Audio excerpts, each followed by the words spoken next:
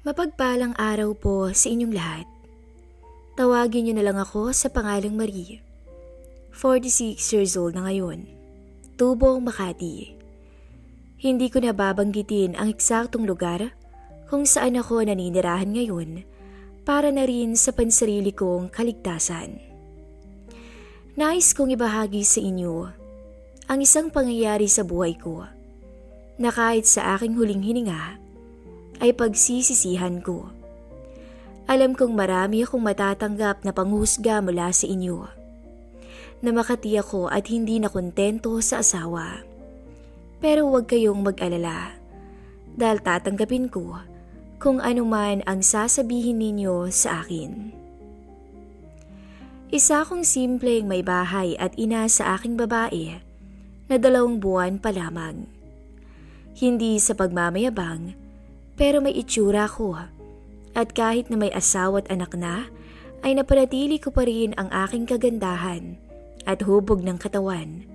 Kaya pinagkakamalan tuloy ako ng mga lalaki na dalaga pa. At may mga nanliligaw pa nga sa akin. Pero sinasabihan ko naman ng mga to na pamilyado na ako.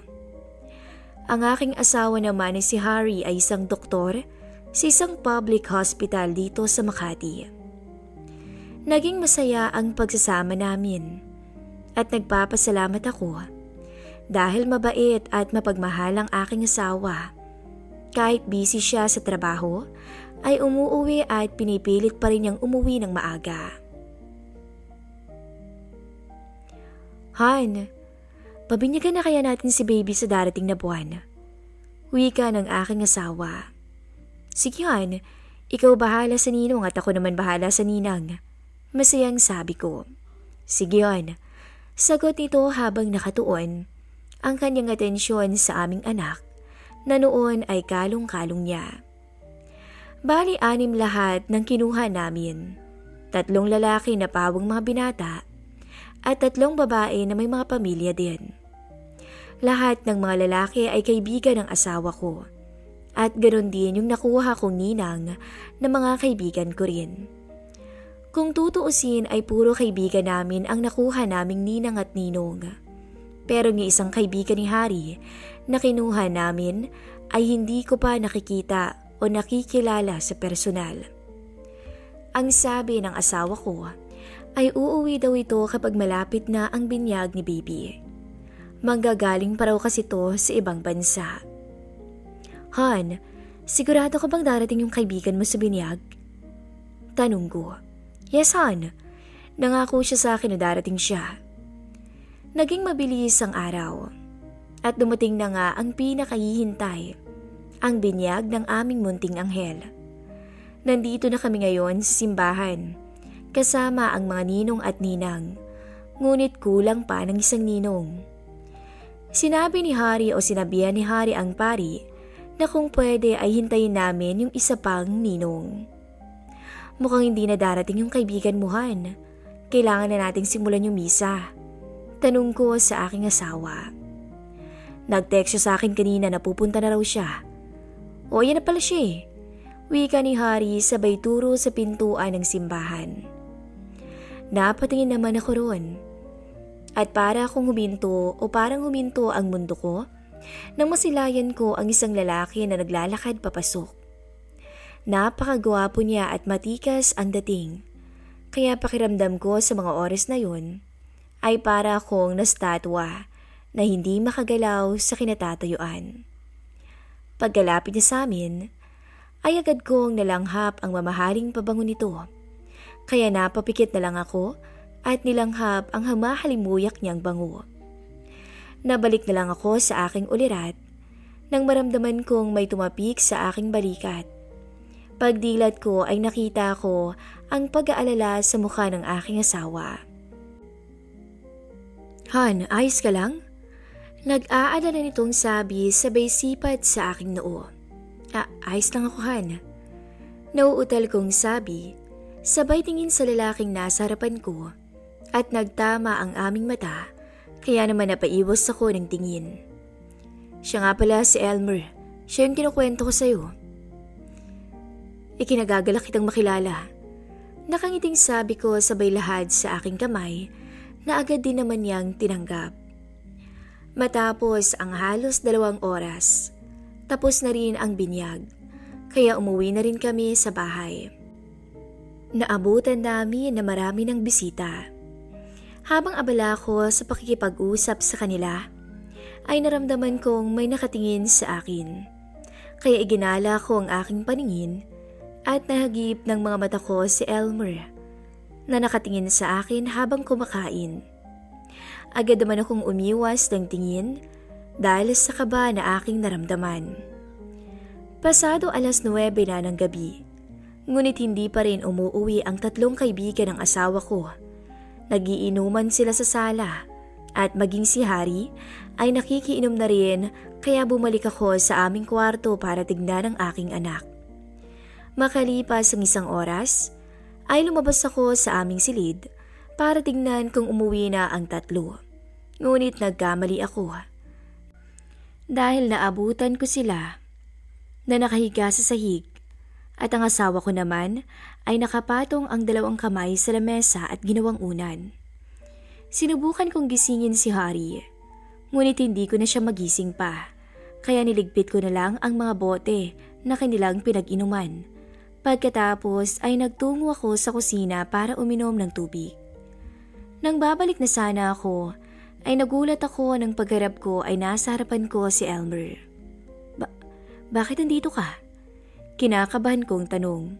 Subalit wala akong nakuhang sagot mula sa kanya. Nakatitig lang ito sa akin, kaya naman napagpasyan kong umalis. Ngunit hindi pa man ako nakakadalawang hakbang, ay hinawakan ito ang kamay ko at hinila papalapit sa kanya, dahilan para mapayakap ako. Anong ginagawa mo?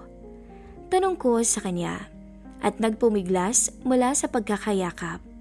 Ngunit hindi niya ako binitawan. Bagkus ay pinulupot nito ang kanyang braso sa aking bewang. Kahit anong lakas kong pagtulak sa kanya, ay parang wala lang sa kanya. Habang nagpupimiglas, ay bigla niya akong hinagkan sa labi. Kaya natulala ko. Hanggang sa maya-maya lang, ay nadala ako sa kanyang matamis na halik. Makalipas ang ilang segundo naming halikan, kusa na siyang bumitaw.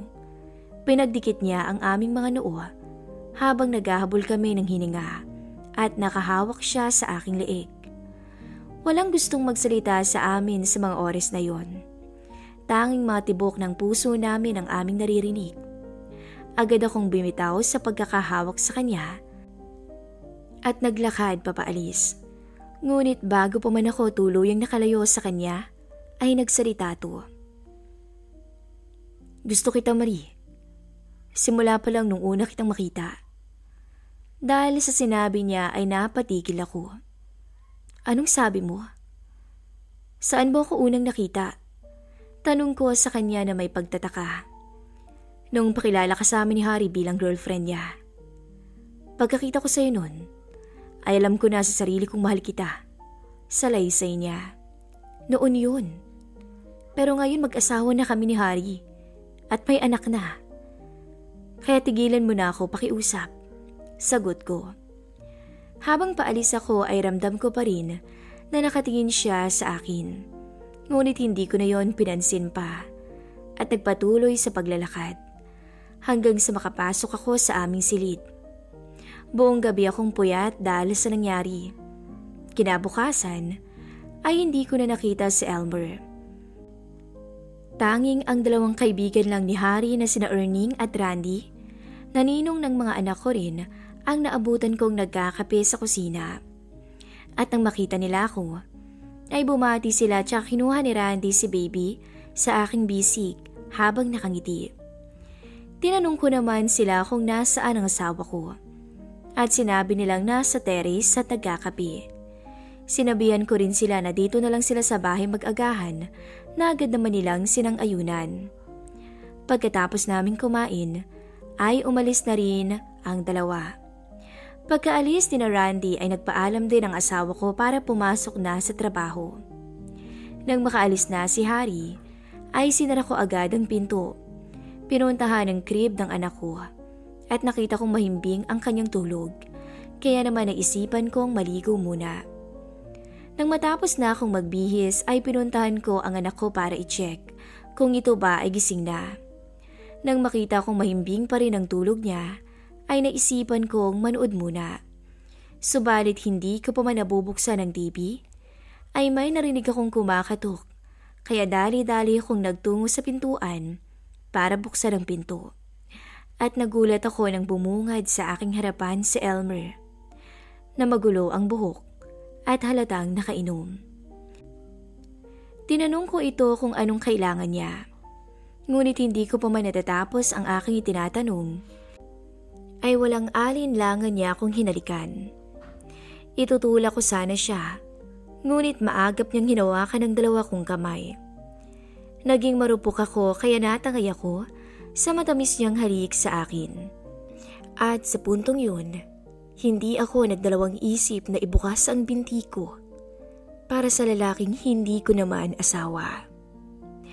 Nangyari ang hindi dapat mangyari sa amin ni Elmer ng mga panahong yun. Pagkatapos naming magniig na dalawa, ay kinausap ko si Elmer. Natatakot ako na baka malaman ng asawa ko ang nangyari sa atin. Naiiyak kong sabi, "Huwag kang mag-alala. Hindi niya malalaman, okay? Kaya relax ka lang." Wika nito sabay haplos sa pisngi ko. Matapos ang naganap sa amin ni Elmer, ay inilihim ko sa aking asawa ang tagpong yun. Natatakot ako na baka hindi niya ako mapatawad. Natatakot ako na malaman niya yun. Makalipas ang 1 linggo, ay hindi na nagpakita pa ulit si Elmer. Bagay na pinagpapasalamat ko naman. Buong akala ko ay hindi na mauulit ang pangyayaring yun, ngunit nagkamali ako. Isang hapon, tumawag ang aking asawa at sinabi niyang hindi siya makakauwi dahil nagkaroon daw ng hindi inaasahang aksidente malapit sa ospital kung saan siya nagtatrabaho. Kaya naman 2 lang kami ng anak ko dito sa bahay. Bandang 6:00 ng gabi noon, habang abala ko sa pag-aalaga kay baby, ay nagulat na lamang ako nang biglang dumating si Elmer. Pinagtabuyan ko siya ngunit hindi siya natinag. Kahit anong gawin kong pagpapaalis sa kanya, ay hindi niya ako pinakinggan. Sinabi ko sa kanya na hindi dapat masundan pa yung nangyari sa amin dahil may asawa na ako at anak. Subalit ang tanging sagot lang niya sa akin ay hindi iyon ang importante sa kanya. Tinanong niya ako kung mahal ko raw ba siya.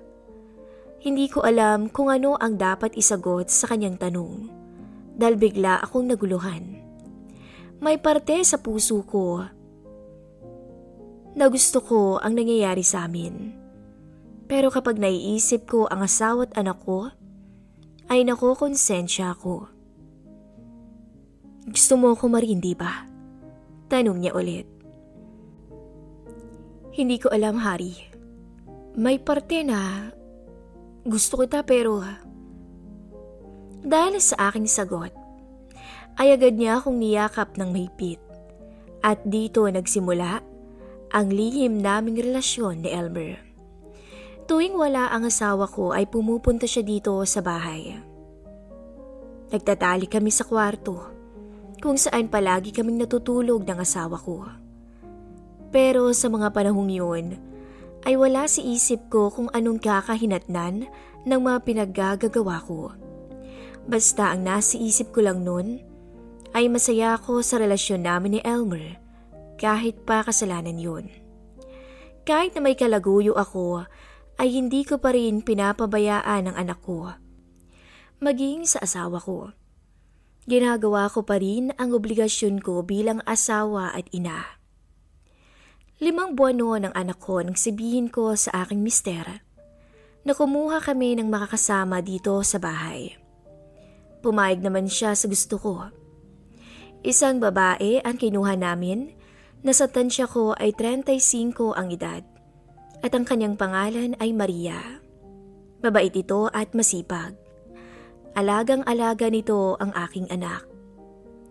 Nagpatuloy ang lihim na relasyon namin ni Elmer. Dahil sa meron na kaming kasambahay, ay napag-usapan naming dalawa na sa labas na lang kami magkikita. Baka kasi magtaka si Maria kung bakit laging pumupunta sa bahay si Elmer. Isa pa, baka isumbong niya kami kay Harry. Sa tuwing nakikita kami ni Elmer sa labas, ay namamasyal kami. Kung hindi naman ay sa hotel kami dumediretso. Doon sa lugar na iyon namin ginagawa ang makamundong pagnanasa na dapat ay mag-asawa lamang ang gumagawa. 2 beses sa isang linggo kung magkita kami ni Elmer. Lagi niya akong dinadala sa magagandang lugar. Dinadala rin niya ako sa mga mamahaling restaurant. Yan ang mga bagay na hindi ginagawa ng asawa ko. Lagi kasi itong busy sa trabaho. Bagamat mabait at mapagmahal si Harry, ay hindi pa rin niya naibibigay ang pangangailangan ko bilang babae. Minsan lang sa isang buwan kung may mangyari sa amin. Kaya minsan nga ay naiisip ko na baka may ibang babae to.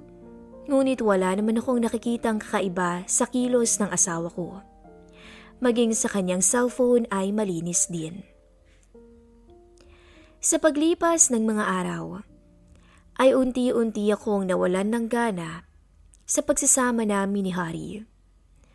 Tumagal lang 3 buwan ang lihim naming relasyon ni Elmer at masasabi kong napakasaya ko sa tuwing kasama ko siya. Pero sabi nga nila, walang lihim ang hindi nabubunyag. Nang minsan kaming mamasyal ni Elmer sa isang sikat na pasyalan, ay nakita kami ng isa niyang pinsan at isinumbong niya to kay Harry. Nagulat na lang ako ng pagdating ko sa bahay kinahapunan. Ay nadatnan ko ang aking asawa na halatang naghihintay sa akin. Tinanong niya ako kung saan daw ako galing. Sinabi ko lang sa kanya na namasyal lang ako kasama ang mga kaibigan ko. Pero halatang hindi ito naniniwala sa sinasabi ko, kaya kinabahan ako. Sino-sinong mga kasama mo? Seryoso nitong tanong sa akin. Ang ninang ng anak natin at si Elmer. Niyaya nila akong mamasyal. Nauutal kong sagot. Tinitigan niya ako ng mabuti na tila ba pinag-aaralan niya kung nagsasabi ba ako ng totoo. Makalipas ng ilang sandali, ay napabuntong hininga to at nilapitan ako tsaka niyakap. Ngunit wala akong balak na gumanti sa kanya ng yakap. Humingi ito ng sorry sa akin sa kanyang naging reaksyon kanina. Hindi ko tuloy alam kung ano ang dapat kong magiging tugon sa kanya.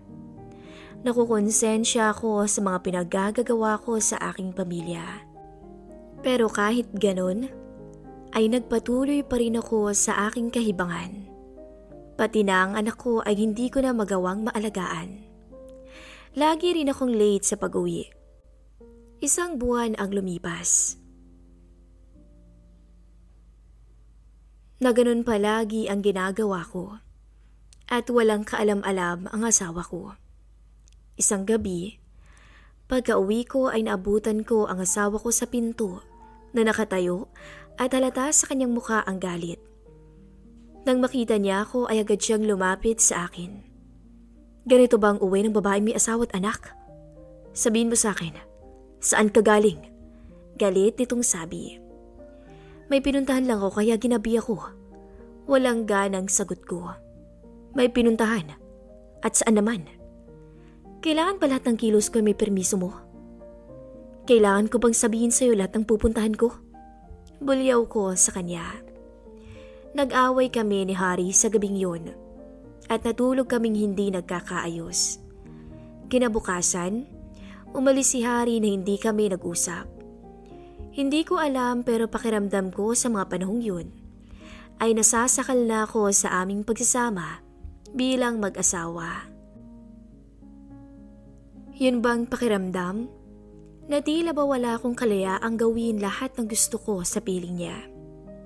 Simula nung gabing yun na mag-away kami, ay naging malamig ang pakikitungo ko sa kanya. Bagay naman na kanyang pinagtataka. Maraming beses niya akong gustong kausapin, ngunit umiiwas ako sa kanya. Nagpatuloy pa rin ang pakikipagkita ko kay Elmer. At dahil delikado sa labas kung doon pa kami magkikita, ay napag-usapan naming dalawa na sa isang kondo na pagmamayari niya kami magkita. Doon ay walang makakakita sa aming dalawa. Malaya naming magagawa kung ano man ang gusto namin. Kapag pumunta kami roon, ay para kaming bagong kasal kung maglambingan. Wala kaming ibang ginawa, kundi pagbigyan ang pangangailangan ng isa't isa. Sabik na sabik. Gumagamit naman ako ng pills nang sa ganoon ay hindi ako magdalang tao. Araw ng Sabado noon. Tumawag sa akin si Elmer. Sinabi niyang magkikita daw kami sa kanyang kondo kinabukasan. Kaya naman sobrang saya ko dahil magkikita kami ulit. Kinabukasan, araw ng Linggo, ay maaga akong gumising para maghanda. Buong akala ni Harry ay magsisimba ako. Nang makaalis na si Harry, ay umalis na rin ako Buong akala ni Harry ay magsisimba ako.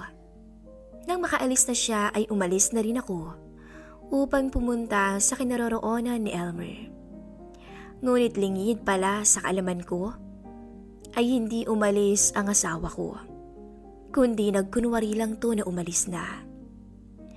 Pagdating ko sa kondo ni Elmer, ay agad niya akong sinalubong at niyakap. Pagkatapos ay pumasok na kami sa loob. Pagkapasok namin ay agad niya akong hinagkan sa labi. Nung una ay dahan-dahan lang, hanggang sa naging mapusok to. Naramdaman ko na lang ang malambot na kama sa aking likuran. Habang nasa kalagitnaan kami ng kaligayahan, ay biglang bumukas ang pinto ng kwarto. At nakita ko ang aking asawa. Agad kong tinakpan ng kumot ang aking kahubaran. Galit na nakatingin sa akin si Harry. At agad niyang inambahan ng suntok si Elmer. Pinagsusuntok niya to, kaya dumugo ang ilong nito. Pumutok din ang kanyang labi. Agad ko siyang inawat. Ngunit dalawang malalakas na sampal ang natanggap ko mula sa kanya. Kaya napaupo ako sa may sahig habang umiiyak. Saan ako nagkulang, Marie? Sabihin mo.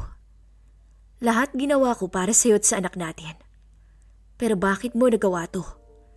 Nanggagaliitin itong sigaw. Patawarin mo ko, Harry. Hindi ko sinasadya. Umiiyak kong sagot. Hindi siya sumagot. Bagkus ay iniwan niya ako habang wala akong tigil sa kakaiyak. Nalapitan naman ako ni Elmer pero umiwas ako sa kanya. Dali-dali akong tumayo at hinabol si Harry. Paglabas ko, ay nakita ko itong papaalis na. Tinawag ko siya pero hindi ito lumingon. Halos paliparin niya ang kanyang kotse sa bilis ng kanyang pagpapatakbo. Dahil sa nangyari, ay hindi ko alam kung ano ang dapat kong gawin. Natatakot ako na baka pag uwi ko, ay mapatay ako ni Harry. Magkagayon man, ay napagpasyahan kong umuwi pa rin. Pipigilan sana ako ni Elmer, ngunit sinabi ko sa kanya na kailangan na naming maghiwalay. Nagalit pa to sa akin, dahil bakit daw ako makikipaghiwalay sa kanya. Sinugot ko naman to at sinabing tama na ang ginagawa naming kasalanan, at huwag na naming dagdagan pa. Tama na kako ang kasalanang nagawa namin sa batas, at lalong-lalo na sa Diyos. Nagmakaawa sa akin na huwag ko daw siyang iiwanan. Ngunit hindi ko na siya pinansin at nagmamadaling umalis na ako sa kanyang kondo. Sumakay ako ng taxi para makauwi. Nang makarating ako sa bahay, ay nagulat na lang ako nang makitang nasa labas lahat ng gamit ko. Nakita ko rin si Harry na pinagsususunog na ang mga picture namin nung kasal namin. Lahat, pati yung mga picture ko na nakadisplay sa aming silid, ay sinunog niya. Nang makita niya ako, agad siyang lumapit sa akin. Magsasalita pa sana ako pero naunahan niya ako. At may lakas ka pa ng loob na pumunta dito? Lahat ay binigay ko sa iyo pati luho mo. Hindi kita pinagtrabaho para alagaan mong mabuting anak natin. Pero iba pala ang inaalagaan mo.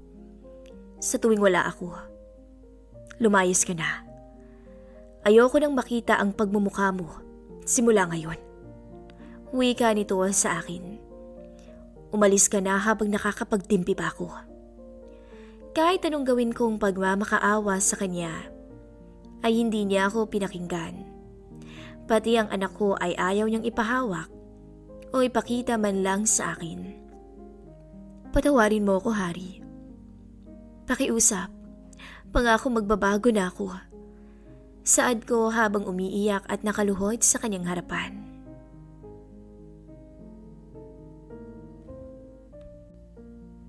Bakit mo nagawa sa akin ang ganun, Marie?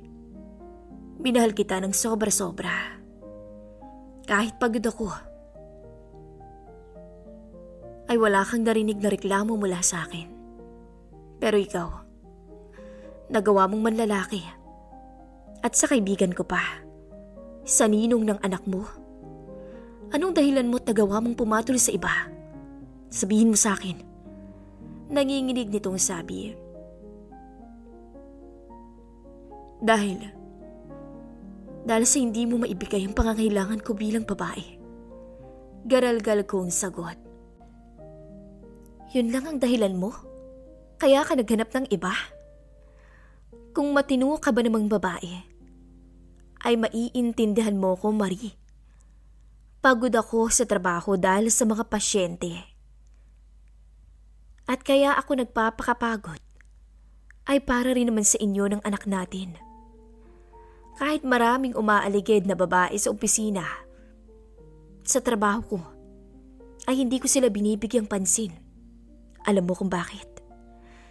Dahil ayokong saktan ka. Dahil mahal na mahal kita, Marie. At kahit minsan, hindi sumagi sa isip ko na lokohin ka. Pero ikaw, nagawa mo nang hindi mo man lang kami iniisip ng anak mo. Patawad. Nakikiusap ako sa'yo. Bigyan mo pa ako ng isa pang pagkakataon.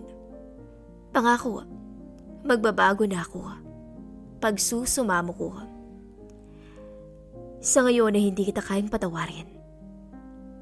Kaya umalis ka muna. Nang sa ganoon ay makapag-isip ka ng tama. Dahil habang nandito ka, mas lalo lang ako masasaktan. At baka hindi ko mapigilan ang sarili ko. Nasaktan ka. Bagay na ayokong maulit pa. Malumanay nitong sabi. Ngunit mababa sa kanyang boses ang galit at labis na sakit.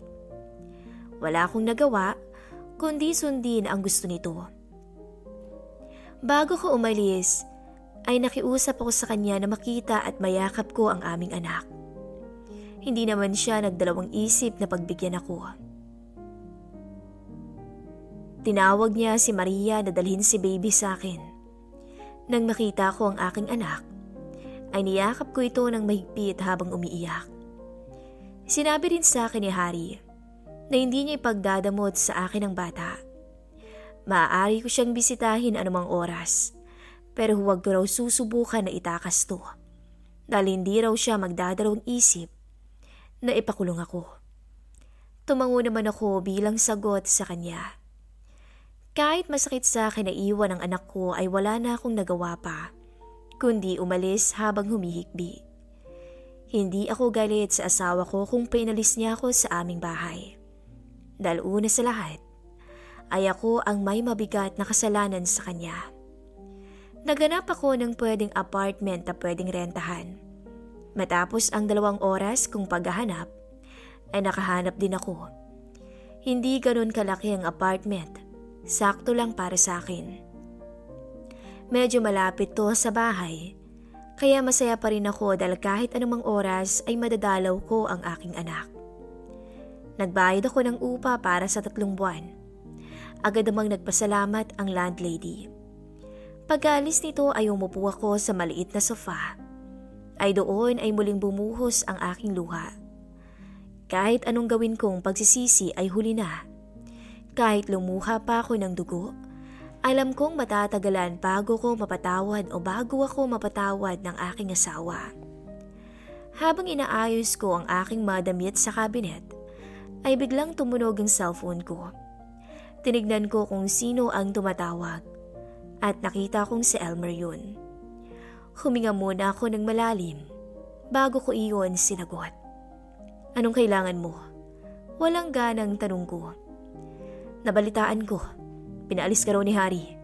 Ano, ayos ka lang ba? Nasaan ka ngayon? Pwede ba kitang puntahan? Sunod-sunod nito ang tanong. Ayos lang ako. Tsaka hindi ba't sinabi ko na sa'yo? Tatapos na tayong dalawa. Sagot ko. Ganun na lang ba talaga kadali para sa'yo nakalimutan ng lahat? Lahat ng mga pinagsamahan natin?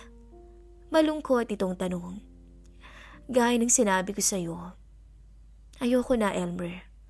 Ayoko nang dagdagan pa ang nagawa kong kasalanan sa mag-ama ko. Ayokong habang nabubuhay ako, ay sinusunog naman ang kaluluwa ko sa impyerno. Kaya pakiusap, tigilan na natin to. Humanap ka ng disenteng babae na makakasama mo hanggang sa pagtanda mo. Dahil ako ay hindi na pwede.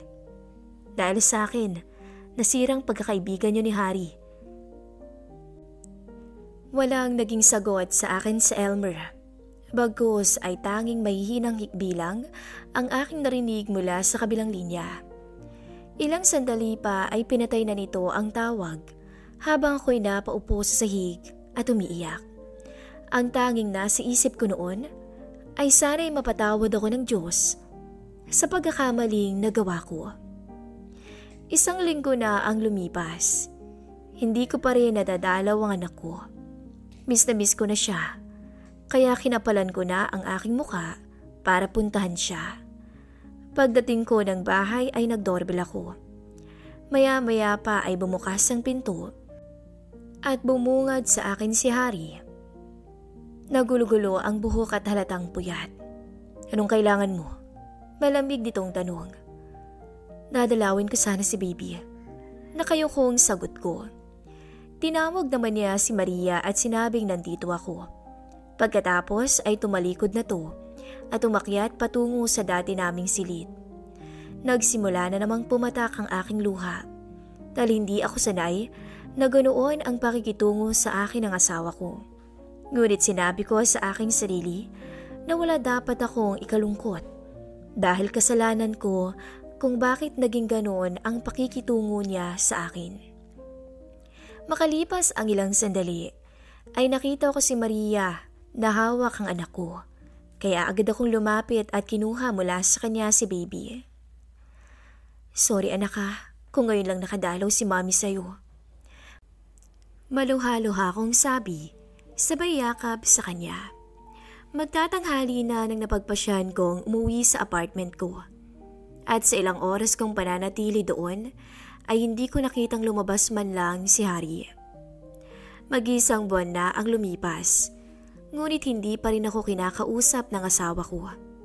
Sa tuwing dadalawin ko ang anak namin, ay pumapasok siya sa kwarto at hindi lalabas hanggang sa makaalis ako. Nang minsang tanungin ko si Maria kung kumusta si Harry, ay sinabi nitong gabi-gabi raw tong umiinom. Dahil sa aking narinig, ay sinisisi ko ang aking sarili dahil sa akin ay naghihirap ang kanyang kalooban. Kahit isang buwan na ang lumipas, ay hindi pa rin tumitigil sa pangungulit sa akin sa Elmer na magkabalikan raw kami, pero hindi ako pumayag. Nagulat na lang ako ng isang umaga ay nakatanggap ako ng text mula kay Elmer na aalis na raw to papuntang US. Nalungkot ako sa aking nalaman dahil hindi pa sila nagkakaayos ni Harry ay aalis na to. Ganun pa man ay masaya ako para sa kanya. Naganap din ako ng trabaho na pwede kong pag-applyan. Natanggap naman ako bilang isang waitress sa isang malaking restaurant. Sa unang araw ko, ay pinagchismisan na ako kaagad. Kumalat kasi ang balita na nagawa kong mga liwa sa aking mister. Ganun pa man ay tiniis ko ang lahat ng samot-saring masasakit na salita na kanilang ibinabato sa akin.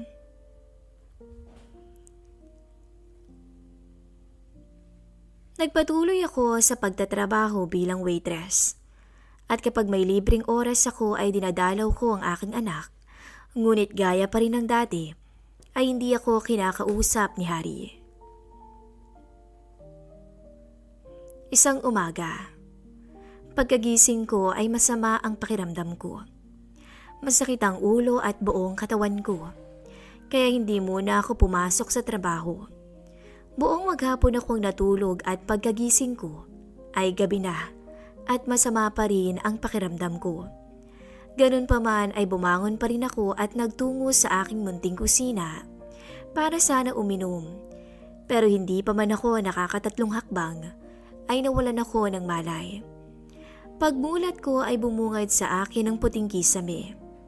Iginala ko ang aking paningin at doon ko lang napagtanto na nasa ospital pala ako. Nakita ko rin ang landlady na nakaupo sa gilid ko. Masaya ako't gising ka, iha. Nakangiti nitong sabi. Ano po bang nangyari? Tanong ko.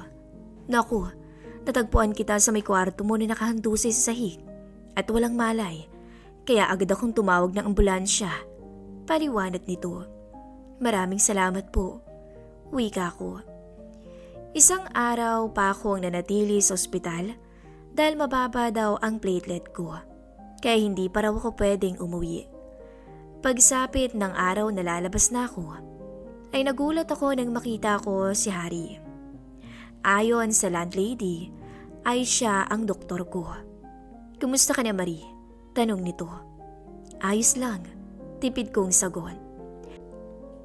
Ayon sa records mo, sa sobrang pagod at puyat kaya ka nawala ng malay, bawas-bawasan mo ang pagpupuyat at dapat kang kumain ng masusustansyang pagkain para bumalik agad ang lakas mo. Magre-reseta din ako ng vitamins para sa'yo. Yun lang. Seryoso nitong sabi. Akmang lalabas to nang tawagin ko siya. Doc Harry, pwede ba kayong makausap in private?